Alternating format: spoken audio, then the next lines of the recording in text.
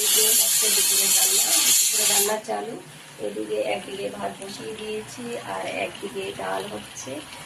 আর এই তো চলছে দুপুরের রান্না, দেখতে পারো। এই যে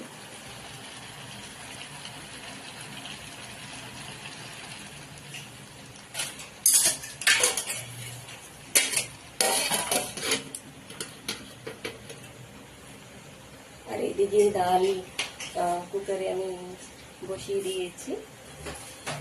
আর এখন আমাদের এই চলছে লাঞ্চে, এই ডাল বানাবো আজকে। ভাত তো প্রায় হতে চললো, আর এতে ডাল বানাবো আর সিম ভাজি ভাজবো। এই যে বিনস আজকে রান্না করবো।